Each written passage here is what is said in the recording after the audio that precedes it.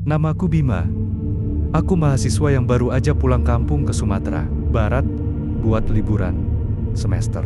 Desa tempat aku tinggal itu kecil, tenang, dan dikelilingi sawah sama bukit-bukit hijau. Siang hari suasananya damai banget. Tapi kalau malam, ya ampun, beda cerita. Banyak tempat yang jadi angker, cuma karena gelap dan sepi. Tapi ada satu lokasi yang bahkan siang hari aja bikin orang malas lewat. Jembatan Keranda. Jembatan itu cuma sekitar 2 kilometer dari rumahku. Bentuknya sederhana, dari kayu yang udah tua, membentang di atas sungai kecil yang arusnya deras. Dulu katanya, jembatan itu dibangun sebagai akses warga buat ke kebun. Tapi sejak beberapa kejadian aneh, orang-orang mulai muter jauh, meskipun harus menambah perjalanan hampir setengah jam. Dari kecil, aku udah sering dengar larangan dari orang tua. Ayahku selalu bilang hal yang sama, kalau lewat jembatan itu, jangan nengok ke bawah, dan jangan sebut nama siapapun. Waktu kecil, aku cuma nengganggu-kenggonggu, tanpa ngerti. Kadang aku penasaran, dan nanya, kenapa nggak boleh gitu? Jawaban ayah selalu sama, pokoknya jangan. Kalau kau sayang nyawa, ikut aja. Ibu lebih ekstrim lagi. Dia bahkan nggak mau menyebut nama jembatan itu. Kalau ada keluarga yang nanya arah jalan, dia cuma bilang, lewat jalur belakang aja, jangan dekat jembatan itu. Tapi namanya manusia, makin dilarang makin penasaran. Apalagi setelah aku lama merantau dan balik lagi, rasa ingin tahuku makin besar. Apalagi, beberapa temanku juga pernah cerita hal-hal aneh yang mereka alami di sekitar jembatan itu. Ada yang dengar suara orang manggil dari bawah sungai. Ada yang lihat bayangan jalan sendiri. Bahkan ada yang ngaku lihat keranda lewat pelan di atas air. Keranda? Ya, itu alasan kenapa jembatan itu dapat nama jembatan keranda. Tapi, lagi-lagi, itu cuma cerita orang. Sampai malam itu, awalnya semua terjadi karena hal sepele. Aku baru pulang dari rumah. Salah satu teman lama Raffi, kami nongkrong. Lumayan lama ngobrolin hidup kampus, kerjaan, dan gosip-gosip desa yang ternyata makin aneh. Jam sudah menunjukkan pukul 11 lewat saat aku pamit pulang. Raffi udah wanti-wanti, Bim balik lewat jalan besar aja ya. Jangan lewat jembatan itu. Serius. Aku cuma ketawa. Santai Raff, aku bukan anak kecil lagi. Dia mendelik tajam ini bukan soal umur bebal. Tapi karena aku keras kepala, aku tetap milih jalan tercepat lewat jembatan keranda. Lagian aku bawa motor, pikirku. Kalau ada apa-apa tinggal tancap gas. Malam itu langit gelap, pekat, gak ada bintang, gak ada bulan. Lampu motor jadi satu-satunya cahaya yang kupunya jalanan desa ini. Kalau malam memang sepi, paling cuma ada suara jangkrik dan kadang anjing menggonggong jauh di belakang rumah orang. Begitu mendekati jembatan, udara di sekitarku langsung berubah. Mungkin terdengar lebay, tapi rasanya seperti masuk ke ruangan yang AC-nya bocor di tengah malam dingin tapi lembab. Di kiri kanan cuma semak tinggi dan pepohonan. Bau tanah basah tercium kuat, bercampur aroma sungai yang entah kenapa malam itu seperti amis. Aku berhenti sebentar. Motor kubiarkan menyala. Dari jauh, jembatan itu terlihat gelap. Bahkan lebih gelap dari beberapa detik itu terasa seperti menit panjang yang menyiksa. Suara di bawah makin dekat, makin jelas. Dan sesaat sebelum aku berhasil melewati jembatan, aku dengar sesuatu. Sesuatu yang benar-benar bikin trauma sampai detik ini. Suara kayu digesek kuat. Lalu, sebuah kepala atau sesuatu yang bentuknya mirip kepala manusia tanpa wajah naik perlahan dari celah kayu jembatan. Tanpa mata, tanpa hidung. Hanya bentuk bulat pucat yang berlumur air keruh. Dan dari tempat wajah seharusnya berada, ada suara yang bergumam lagi. Biiim, turunlah. Aku menjerit dan langsung loncat naik ke motor. Aku paksa starter lagi dan lagi. Dan entah karena panik atau keajaiban, motor akhirnya menyala. Tanpa pikir panjang, aku tancap gas sekuat-kuatnya, meninggalkan jembatan itu sambil hampir menangis. Malam itu, Aku sadar, larangan yang aku anggap mitos itu bukan sekadar cerita. Jembatan keranda bukan tempat yang harus dilewati manusia, dan sesuatu di bawah sana tahu namaku. Sejak kejadian, aku dengar air di bawah. Jembatan seperti ada yang bergerak, mengikuti motor. Aku nggak bisa tidur. Suara gemericik itu masih terngiang di telinga. Dan setiap kali aku merem, yang kebayang cuma satu. Bayangan hitam yang sempat aku lihat sekilas di balik kabut. Malam itu aku pura-pura tenang waktu sampai rumah. Tapi sebenarnya, hati aku ciut. Ibuku sempat lihat aku pucat dan nanya. Tapi aku cuma bilang kecapean. Jujur, aku nggak tahu harus cerita mulai dari mana. Siapa yang mau percaya aku lihat sesuatu di jembatan terkutuk itu? Pagi harinya, aku duduk di dapur sambil ngopi. Tangan aku masih gemetar halus. Dari tadi mataku terus ngelirik ke arah jalan kecil yang mengarah ke jembatan. Seperti ada sesuatu yang memaksa aku buat mikirin kejadian tadi malam. Aku berharap semua cuma halusinasi karena capek. Tapi semakin aku ingat detailnya, semakin jelas kalau kejadian itu bukan cuma perasaan. Saat aku lagi bengong, tiba-tiba pintu depan diketuk. Ternyata Pak Barlan, tetangga yang paling tua di kampung. Wajahnya serius. Lebih serius dari biasanya. Dia langsung duduk tanpa diminta dan mandang aku lama, seperti sedang menilai sesuatu. "Kamu lewat jembatan itu semalam ya, Bim?" Tanyanya pelan. Jantung aku langsung turun ke perut. Aku nggak cerita apa-apa ke siapapun. Bahkan ibu pun belum tahu. Gimana dia bisa tahu? Anu Pak. Iya. Emang kenapa? Pak Barlan tarik napas panjang dan suara kursinya yang bergeser di lantai bikin suasana tambah tegang. "Jangan bohong, kamu dengar sesuatu kan? Atau lihat?" Aku langsung merinding. Kata-katanya mirip banget sama apa yang aku alami. Rasanya seperti dia membaca pikiran aku. Aku mencoba sok tenang, tapi suara aku pecah kecil waktu bilang, "Saya cuma dengar air bergerak, Pak. Kayak ada yang ngikutin." Pak Barlan langsung merem sambil ngusap wajahnya pelan, seperti sudah menduga jawaban itu. Sudah lewat lebih dari 10 tahun gak ada orang yang berani melintasi jembatan itu malam-malam. "Anak muda, kamu sudah membangunkan sesuatu." Aku langsung nahan napas. Kata-katanya gak enak banget didengar. Apa maksudnya? Membangunkan sesuatu? "Saya gak ngapa-ngapain, Pak." Dia menatap aku lagi. "Itu yang bahaya, Bim. Salah sedikit saja, dia bisa ikut pulang." Aku langsung menelan ludah. Tiba-tiba aku teringat suara napas berat di bawah jembatan, seperti ada yang menunggu aku berhenti. Teringat juga pesan orang tua, dari dulu jangan nengok ke bawah, jangan sebut nama siapapun, dan jangan berhenti di tengah. Aku pikir itu cuma mitos buat nakut-nakutin anak kecil, tapi sekarang semuanya terasa terlalu nyata. Pak Barlan akhirnya cerita sesuatu yang belum pernah aku dengar sebelumnya. "Kamu tahu kenapa jembatan itu disebut jembatan keranda?" Tanyanya pelan. Aku geleng. Dulu, jembatan itu dipakai buat lewatkan jenazah yang gak diterima bumi. Bukan orang jahat, tapi orang yang meninggal nggak wajar. Mayatnya harus diseberangkan tengah malam, supaya rohnya nggak balik lagi ke kampung. Aku ngerasa bulu kuduk naik satu-satu. Dan salah satu dari jenazah itu hilang sebelum sampai ke tempat pemakaman. Orang-orang bilang dia jatuh ke sungai di bawah jembatan, tapi tubuhnya nggak pernah ditemukan. Yang jelas, sejak itu, kalau ada yang lewat malam-malam, dia suka manggil. Kadang dari bawah, kadang dari balik kabut, kadang dari belakang. Aku langsung teringat suara yang kayak bisikan kemarin. Suara yang nggak jelas, tapi terasa dekat. Merindingku makin jadi. "Tapi, Pak," suara aku lirih. "Yang saya lihat semalam kayak bayangan tinggi, kayak orang. Tapi kok kayak nggak punya kepala?" Pak Barlan diem lama, sampai aku mulai nggak nyaman sendiri. Akhirnya dia bilang sesuatu yang bikin perut aku ngilu. "Itu memang dia, Bim. Sosok tanpa kepala, penjaga jembatan itu. Kalau dia sudah muncul, berarti kamu sudah dipilih." Aku langsung tersentak. "Dipilih? Buat apa?" Pak Barlan nggak jawab. Dia cuma berdiri, merapikan sarungnya, lalu menepuk bahu aku pelan. "Mulai malam ini, jangan keluar rumah setelah maghrib. Jangan lewat dekat jembatan itu lagi.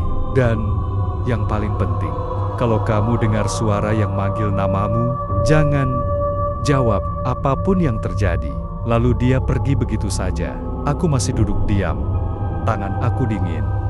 Keringat dingin mengalir pelan. Suara Pak Barlan terus terngiang di kepala. "Dipilih, jangan keluar, jangan jawab." Kata-kata itu membuat aku semakin gugup. Hari itu aku mencoba fokus ke aktivitas biasa, tapi rasanya kayak ada sesuatu yang ngawasin dari jauh. Setiap kali angin lewat di halaman rumah, aku merasa seperti ada langkah kaki yang mengikuti. Dan setiap kali aku menatap arah jembatan walau dari jauh, dadaku terasa berat dan sesak. Malamnya, aku memutuskan buat tidur lebih cepat. Lampu kamar aku biarin nyala, karena jujur saja, sejak kejadian itu aku nggak berani gelap-gelapan. Aku berharap mata cepat merem, dan semua pikiran aneh hilang. Tapi sekitar jam 2 pagi, aku tiba-tiba kebangun. Ada suara yang sangat pelan. Suara seseorang memanggil namaku.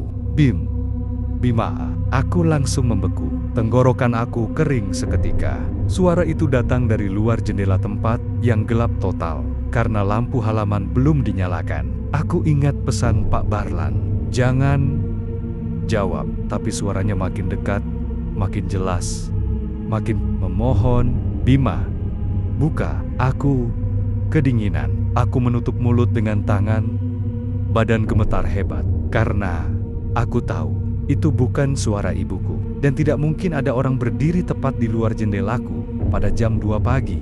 Aku hanya bisa menahan napas. Lalu, dari celah kecil tirai, aku melihatnya. Sebuah bayangan gelap, tinggi, dan bagian kepalanya kosong.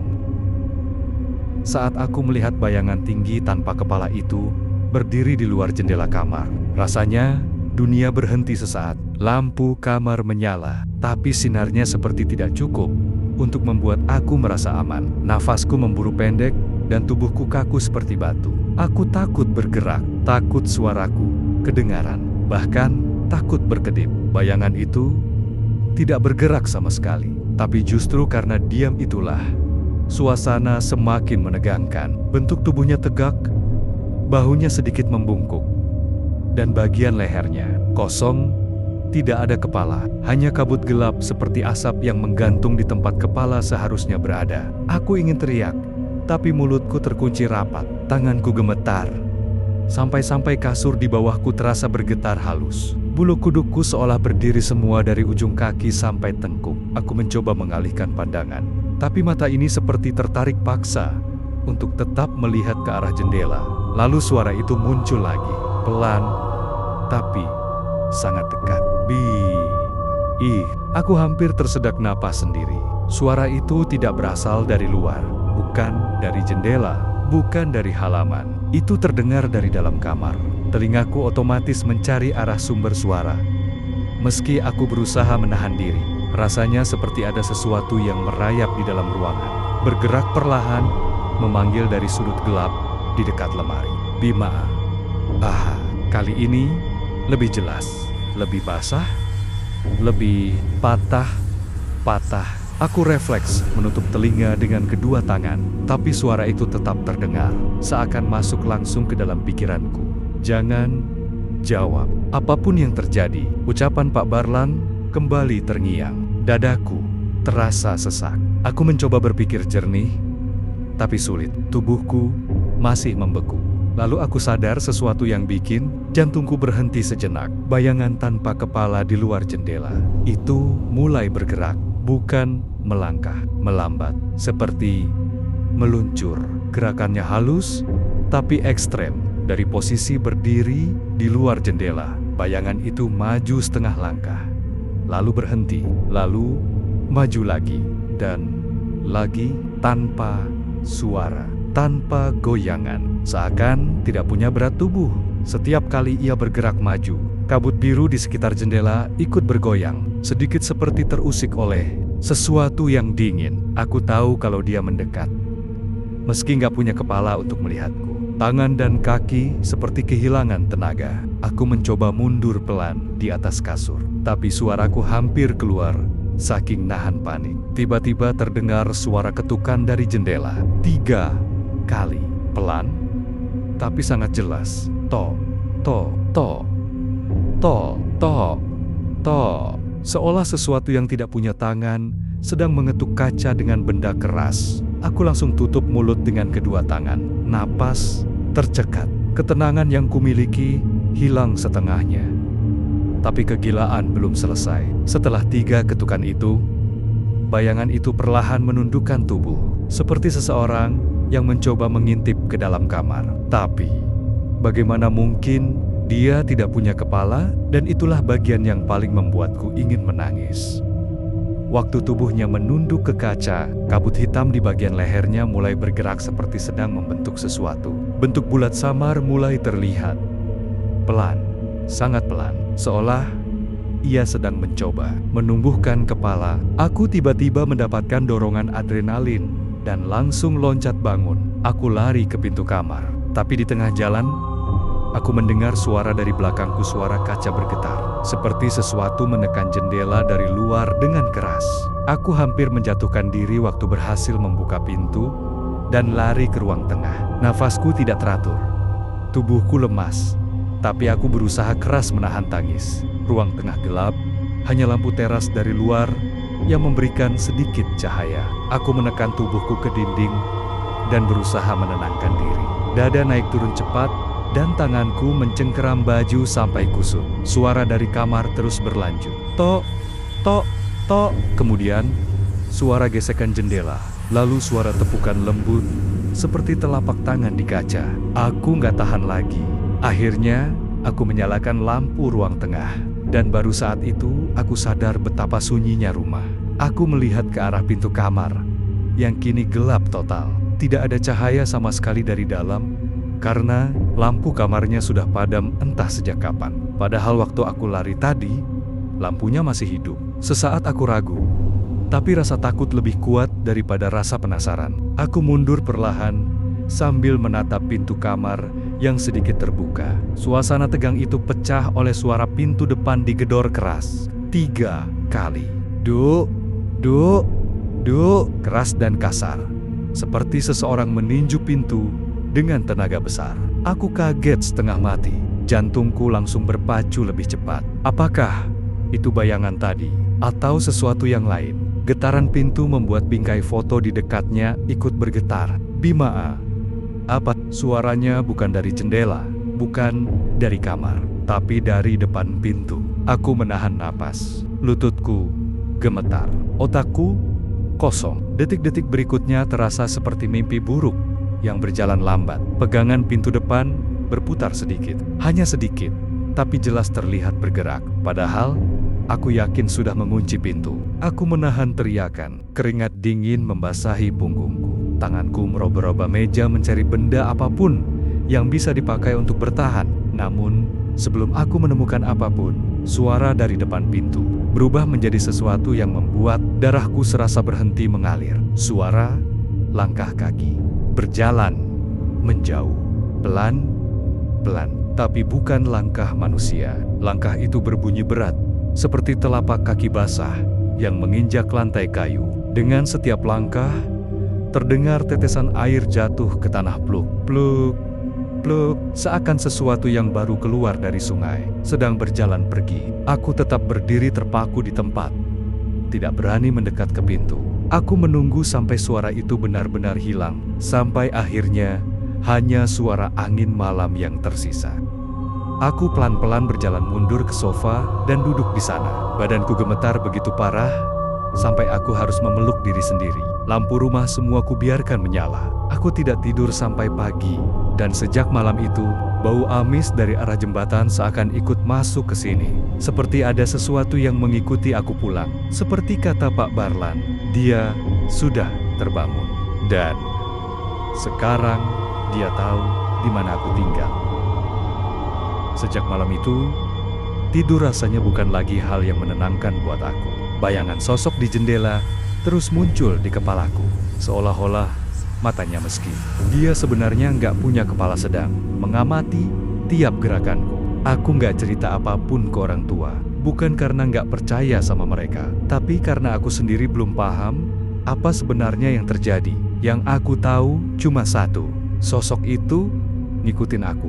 Pagi berikutnya, rumah terasa aneh. Udara dingin, padahal matahari lagi terik-teriknya. Bunyi lantai kayu, seperti ada yang lewat pelen-pelen di lorong. Aku berusaha mikir itu cuma halusinasi, efek dari takut semalaman. Tapi semakin hari semakin jelas kalau ada yang salah. Siangnya, aku ketemu Uda Harlan lagi. Dia lewat depan rumah sambil dorong motor tuanya. Pas lihat aku, dia langsung menghampiri. "Bima, kau tak apa?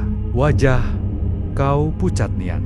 Aku refleks ngelus tengkuku yang masih suka sakit tiap kali ingat kejadian semalam. "Nggak apa-apa udah, cuma kurang tidur." Dia mendekat, menatapku lama. "Jangan bilang kau lewat jembatan itu malam-malam." Aku terdiam, dan diamku jelas jadi jawaban. Uda Harlan langsung mengembuskan napas berat. "Apa yang kau lihat di sana?" Aku ragu, tapi akhirnya jawab lirih. "Ada sesuatu. Sosok berdiri di bawah, nggak punya kepala." Uda Harlan spontan memejamkan mata sambil geleng-geleng. "Ya Allah. Allah, jadi benar dia ngeliat kau." Dege. Jantungku serasa berhenti berdetak. "Enggak. Ngeliat aku? Maksudnya gimana?" Dia menatapku serius. "Kalau dia sudah memperlihatkan dirinya, itu tandanya dia nempel, mengikuti. Kau bawa pulang dia, Bima." Rasanya ruangan langsung dingin. Angin yang masuk lewat pintu terbuka seperti berubah lebih berat. Aku buru-buru menyangkal. "Nggak mungkin udah." Tapi Uda Harlan malah melanjutkan, "Kau mimpi buruk semalam?" Aku menelan ludah. "Iya." "Kau dengar langkah kaki di rumah?" Aku merinding. "Iya." "Dan kau merasa ada yang berdiri lama di sisi ranjang kau?" Aku langsung menoleh cepat. "Udah, dari mana tahu?" Jawabannya datar. "Karena itu yang terjadi pada mereka yang pernah melihat sosok penjaga jembatan, keranda." Aku diam. Nafasku mulai berantakan. "Apa yang harus aku lakuin, Uda?" Dia mendekat lebih dekat, lalu bicara pelan seolah takut ada yang mendengar. "Kau harus kembali ke jembatan itu, tapi bukan sendirian, dan bukan malam ini." Aku langsung menggeleng cepat. "Aku nggak mau ke sana lagi." "Kau harus. Kalau tidak, dia akan semakin dekat." Dari cara Uda Harlan bilang, semakin dekat. Aku sadar sesuatu yang lebih parah menunggu aku di depan. Dan tiba-tiba, dari dalam rumah, terdengar suara barang jatuh. Berak. Aku tersentak. Uda Harlan refleks menoleh ke arah pintu. "Kau sendirian di rumah?" katanya. Aku menelan ludah. "Iya." Dia lalu meraih lenganku dengan cepat. "Jangan masuk dulu. Ada sesuatu di dalam." Tapi sebelum dia menyelesaikan kalimat itu, dari dalam rumah terdengar langkah kaki. Pelan, seret, seperti ada yang menyeret sesuatu berat di lantai. Krik, krik. Uda Harlan langsung mendorongku mundur beberapa langkah. "Bima, apapun yang terjadi, jangan panggil nama seseorang." Langkah itu makin dekat dengan pintu. Aku merasakan tengkuku dingin, bulu kuduk meremang. "Udah, itu apa?" Uda Harlan menelan ludah, lalu menjawab dengan suara hampir berbisik, "Kalau aku benar, itu bukan manusia, Bima." Pintu rumahku berderi terbuka perlahan, seolah ada yang mendorongnya dari dalam. Dan aku tahu satu hal, apapun yang ada di jembatan itu, sekarang sudah masuk ke rumahku. Begitu pintu rumah membuka sendiri, aku dan Uda Harlan sama-sama mundur satu langkah. Nafasku langsung tercekat. Ruang tamu yang tadi terang kena cahaya matahari tiba-tiba terlihat lebih gelap dari seharusnya. Seperti ada kabut tipis yang melayang di dalam. Padahal cuaca di luar panas, tapi hawa dingin seperti merayap keluar dari rumahku sendiri. Uda Harlan langsung menahan bahuku, seolah-olah takut aku tiba-tiba nekat masuk. "Bima, kalau dia sudah berani buka pintu, itu tandanya dia sudah merasa rumah ini tempatnya." Aku menelan ludah sampai rasanya sakit. "Maksud Uda, oh, dia mau tinggal di sini?" Uda Harlan nggak jawab. Dia hanya menatap lurus ke kegelapan dalam rumah. Bibirnya bergetar seolah ada doa yang menolak keluar. Dengan suara pelan, dia bisik, ada yang dipanggilnya dari dalam. Kita harus lihat. Apa?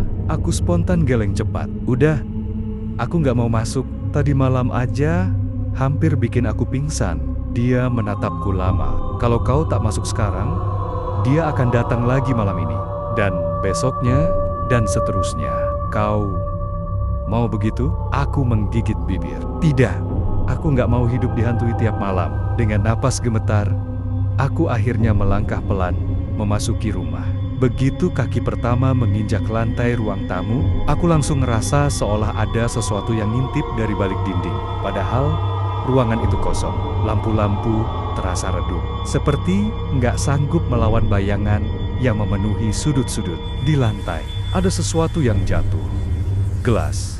Pecahannya berserakan seperti dilempar dari meja. Padahal, tadi sebelum keluar rumah, aku yakin nggak ada apapun di sana. Udah. Ini siapa yang diam? Potong udah Harlan. Tiba-tiba, dia mengangkat tangannya, memberi isyarat berhenti. Aku ikut terdiam. Dan di situ, aku mulai dengar sesuatu. Suara seretan, pelan. Pelan, tapi jelas. Seraak, seraak, seraak. Aku langsung merinding dari kepala sampai kaki. Suaranya datang dari lorong menuju kamarku. Aneh, sangat aneh, karena lorong itu lantainya halus. Nggak ada apapun yang bisa diseret. Udah Harlan menegakkan badan, suaranya pelan namun tegas. Kau harus kuat. Kalau dia benar-benar ikut dari jembatan, dia pasti membawa sesuatu bersamanya. Aku mengernyit. Membawa apa? Dia menatapku. Keranda. Aku langsung merasa mual. Udah, tolong jangan bercanda. Aku tidak bercanda. Sosok itu dikenal menjemput orang dengan keranda. Tapi, bukan keranda biasa. Itu keranda yang tidak membawa mayat, tapi mencari calon. Dadaku serasa dihantam dari dalam. Jadi, dia datang ke rumahku karena menganggap aku calon. Ketika aku masih berusaha memproses semuanya, suara seretan itu berubah lebih keras. S, S, S, R, A, A, K, S, C, SC, seperti ada benda berat ditarik paksa menuju ruang tamu. Aku refleks mundur, sampai punggungku nempel ke dada Udah Harlan. Udah makin dekat. Iya, katanya pelan. Nafasnya juga sudah terasa. Aku membeku. Apa? Dan benar saja, hawa dingin, seperti nafas dingin, lewat di samping telingaku. Bukan angin. Ini lebih berat, lebih dekat, dan terasa seperti sesuatu yang gak punya wujud, sedang membungkuk tepat di belakangku. Aku meremas bajuku sendiri, karena terlalu panik. Udah, aku gak sanggup. Tahan, Bima. Udah Harlan memegang bahuku keras, menstabilkanku, tapi sebelum dia bisa bicara lagi, ada suara jatuh yang jauh lebih keras. D, U, R, R, R. Sesuatu terguling dari lorong menuju ruang tamu. Pelan, tapi penuh getaran. Aku dan Udah Harlan suma-suma fokus melihat ke lantai. Apapun itu, semakin dekat. Sampai akhirnya, benda itu berhenti tepat di ujung lorong. Udah Harlan menarik napas panjang. Oh Tuhan, aku langsung gemetar. Di depan kami tergeletak sebuah keranda tua yang warnanya hitam kusam, penuh lumpur, dan tali-tali yang sudah hampir putus. Keranda itu bergerak sendiri, perlahan, seperti ada sesuatu di dalamnya yang sedang berusaha keluar. Aku mundur sampai hampir jatuh. Udah, kita keluar aja. Tapi pintu rumah menutup sendiri dengan keras. B, R, A, K, terkunci total. Dan dari arah keranda, tiba-tiba muncul suara berat, seperti seseorang mencoba memanggil. Tanpa kepala, tanpa suara, tanpa tenggorokan. Itu bukan nafas manusia, bukan suara hidup. Udah Harlan menggenggam lenganku erat. Bima, bersiap, ini baru permulaan. Keranda itu bergetar keras. Lalu, perlahan, tutupnya terangkat. Tutup keranda itu bergerak perlahan, seperti didorong dari dalam. Aku dan Udah Harlan langsung mundur beberapa langkah sampai punggungku menempel ke dinding. Nafasku langsung sesak, sementara suara detak jantungku terdengar keras di telinga sendiri. Keranda tua itu berderit nyaring. Kriak, kriak. Kayunya yang lapuk mengeluarkan debu halus setiap kali tutupnya sedikit terangkat. Uda Harlan mengangkat tangannya, seolah lagi menahan aku untuk tidak kabur. Tapi jujur saja, kalau bukan karena kaki ini lemas, mungkin aku sudah lari sejauh-jauhnya. Apapun yang kau lihat setelah ini, jangan panggil siapapun, bisik Uda Harlan tanpa mengalihkan pandangan. Kau sudah diincar, sedikit salah, dia bisa semakin dekat. Aku hampir menangis karena tekanan rasa takut yang makin menumpuk. Tapi aku tahu kalau aku panik, semuanya bakal lebih kacau. Tutup keranda akhirnya terbuka penuh dan muncul sesuatu dari dalamnya. Bukan tubuh, bukan mayat, bukan apapun yang pernah ingin kulihat. Yang pertama muncul adalah sehelai kain putih kusam, bukan kain kafan, tapi kain pembungkus keranda, penuh lumpur dan bercak hitam yang menggumpal seperti darah lama.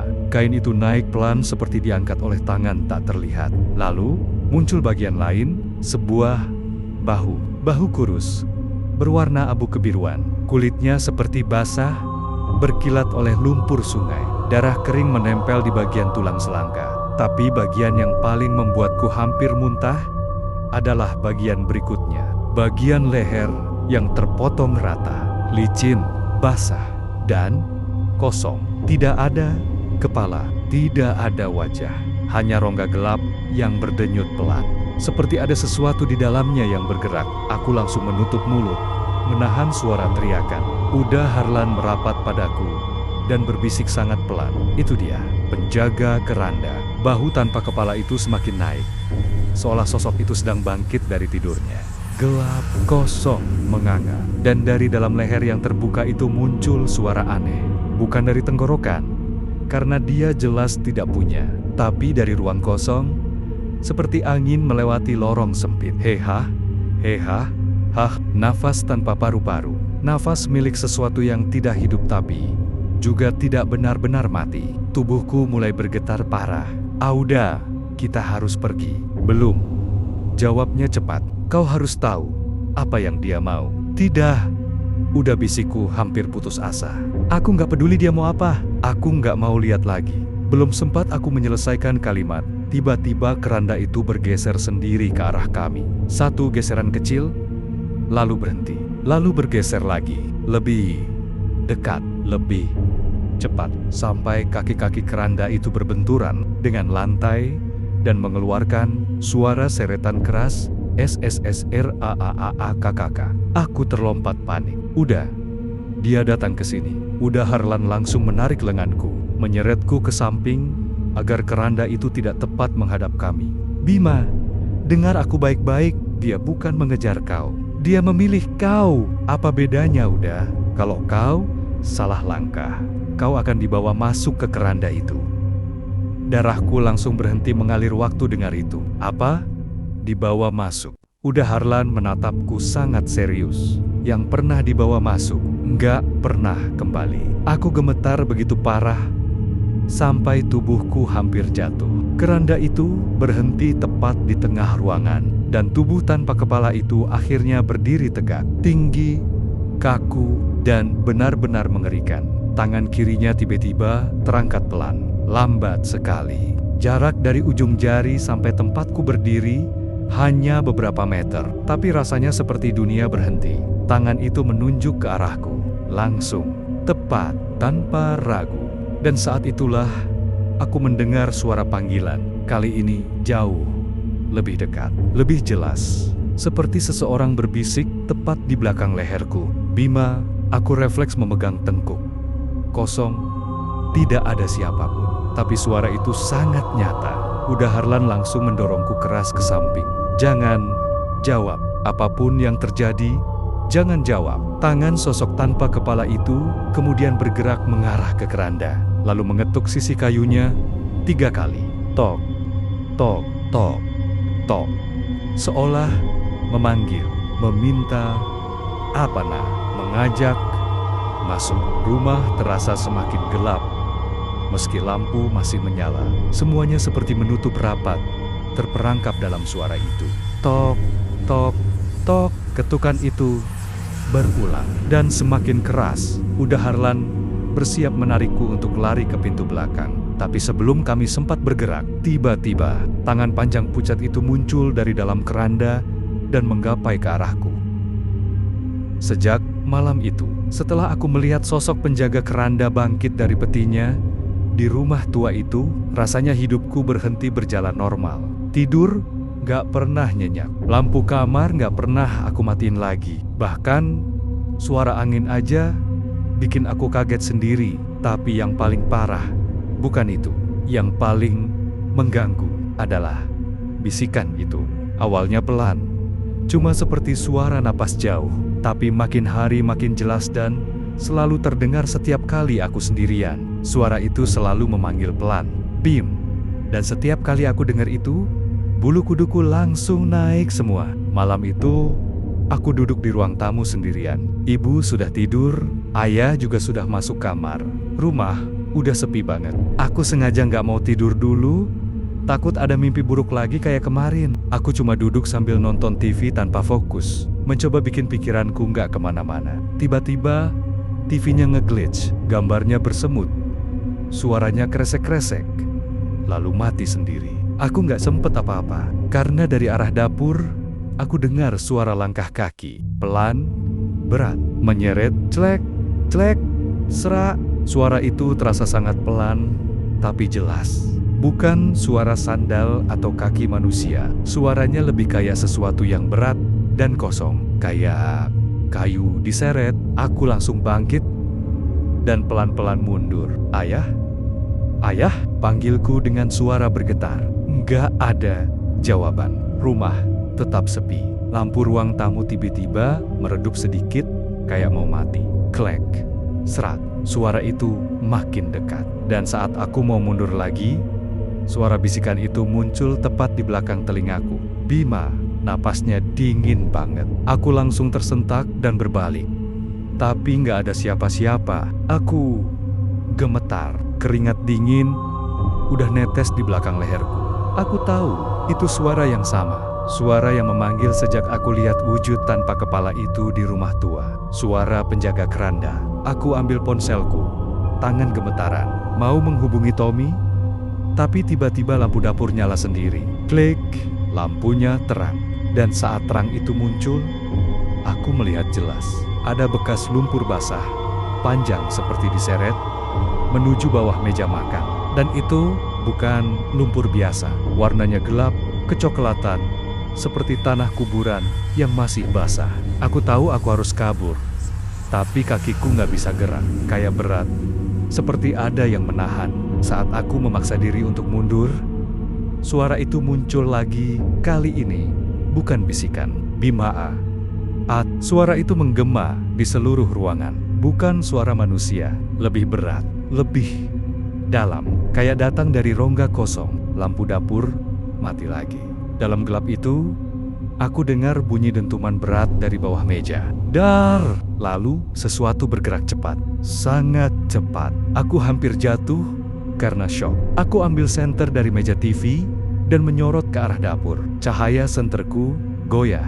Di bawah meja, aku melihat dua tangan pucat keluar perlahan dari kegelapan. Tangan itu panjang, kurus, dingin. Kuku-kukunya tajam dan kulitnya kayak bangkai. Tangan itu merangkak menuju aku. Aku spontan lempar kursi ke arahnya, lalu lari ke kamar.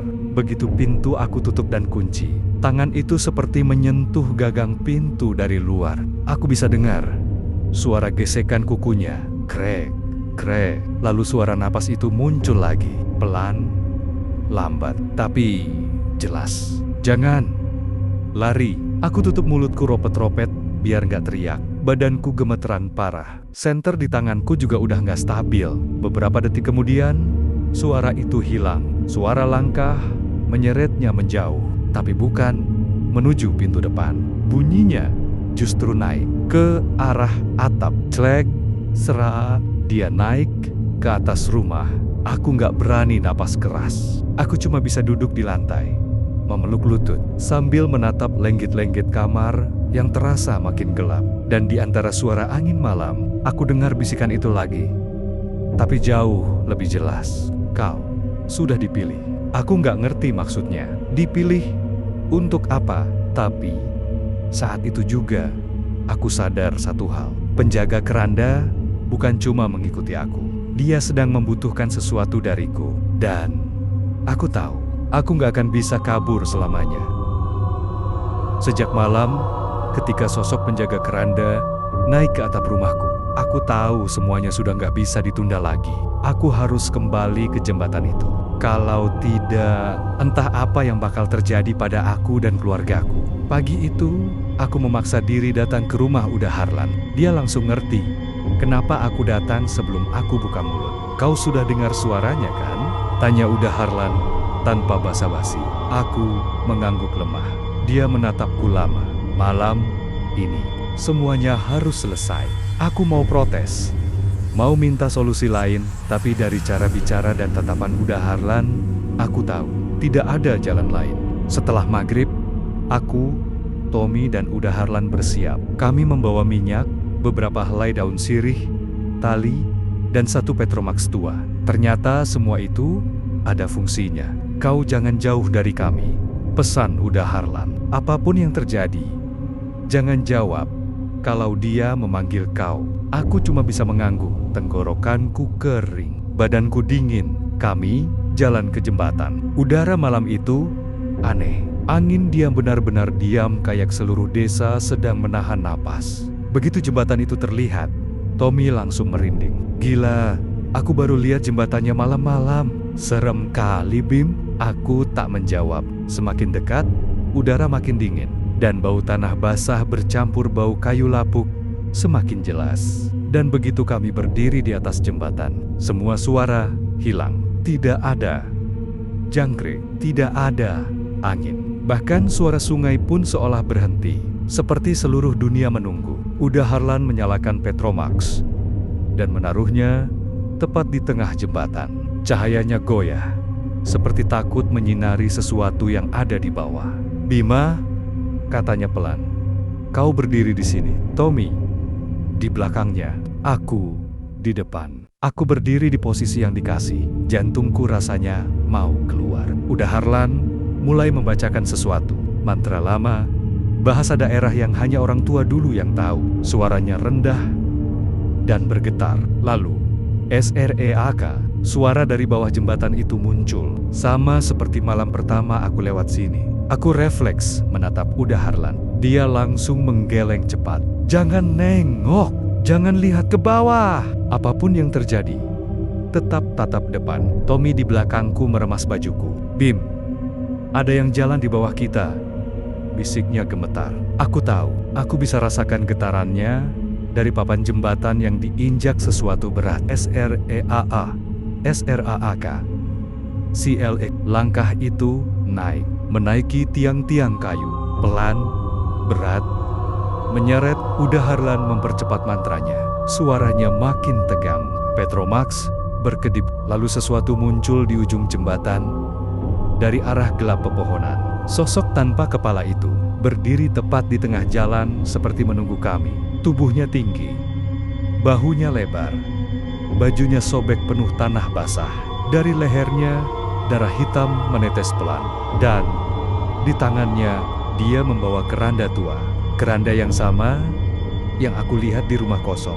Keranda itu terbuka sedikit, isinya gelap. Uda Harlan maju, mencoba menghadang, tapi sebelum dia sempat mengucapkan kata terakhir dalam mantranya, sosok itu mengangkat tangannya, bukan untuk menyerang, tapi menunjuk langsung ke arahku. Aku membeku. Tommy langsung panik. Bima, mundur! Jangan dekat-dekat. Tapi kakiku nggak bisa gerak. Seolah ada yang menarikku ke depan. Sosok itu membuka kerandanya lebih lebar. Dari dalam keranda terdengar suara. Bukan manusia. Suara erangan, napas berat, dan bisikan bercampur jadi satu. Kembali. Aku menelan ludah. Kembali? Kemana? Uda Harlan langsung teriak. Bima, jangan jawab. Tapi Terlambat, begitu aku menjawab, keranda itu bergerak sendiri. Dan dari dalamnya keluar sesuatu. Bukan tubuh manusia, bukan hantu biasa. Itu kepala. Kepala laki-laki dengan wajah hancur. Matanya terpejam dan di bibirnya ada senyum samar. Udah Harlan langsung pucat. Ya Allah, itu Datuk Saka. Kepala yang hilang puluhan tahun lalu. Aku terkejut. Jadi, penjaga keranda ini, dia, Udah Harlan mengangguk. Napasnya kacau. Arwah yang tak kembali utuh. Tubuhnya tak pernah menemukan kepalanya. Dia menunggu seseorang membawanya kembali. Aku menatap sosok tanpa kepala itu. Dari gerak tubuhnya, dari caranya mengangkat keranda, aku sadar dia bukan mencari korban. Dia mencari kepalanya sendiri. Tapi untuk bisa menyatu kembali, dia butuh seseorang yang disentuh pandangannya, orang yang melihatnya terlebih dahulu. Dan orang itu adalah aku. Tiba-tiba tubuhku ditarik tak terlihat ke depan. Tommy menjerit memanggilku. Udah Harlan mencoba menahan. Tapi dorongan kekuatan itu terlalu besar. Aku terseret ke arah keranda, tepat ke arah kepala itu. Aku teriak, "Udah, apa yang aku lakukan?" Udah Harlan cuma bisa berteriak putus asa. "Tinggalkan, jangan bersentuhan dengan kepalanya. Kalau kau menyatukan mereka, kau yang akan menggantikannya." Dek, aku membeku. Sosok itu semakin mendekat. Keranda semakin terbuka. Kepala itu semakin menoleh ke arahku, meski matanya tertutup. Dan tepat saat jarak kami tinggal satu langkah, aku lakukan satu hal yang bahkan aku sendiri nggak tahu kenapa. Aku memejamkan mata dan berteriak sekuat-kuatnya. "Aku bukan bagianmu." Angin besar langsung meledak. Jembatan bergetar. Suara jeritan panjang terdengar dari dalam keranda. Semua cahaya padam. Setelah itu, semuanya gelap. Aku bangun sudah berada di rumah Udah Harlan. Tommy ada di sebelahku. Pucat, tapi selamat. Menurut mereka, aku pingsan di jembatan. Sosok itu menghilang tepat saat Petromax padam. Jembatan itu kini ditutup permanen dan kepalaku masih terasa berat kalau malam. Kadang aku masih dengar bisikan kecil. Kadang aku masih mimpi kalau keranda itu terbuka sedikit. Tapi aku selalu paksa diri buat bangun. Karena aku punya firasat dia belum sepenuhnya pergi. Dan suatu malam, ketika aku lagi sendirian di kamar, aku dengar suara dari bawah ranjang. Pelan, berat. Bima, suaranya sama seperti pertama kali. Penjaga keranda mungkin memang tak mencari korbannya.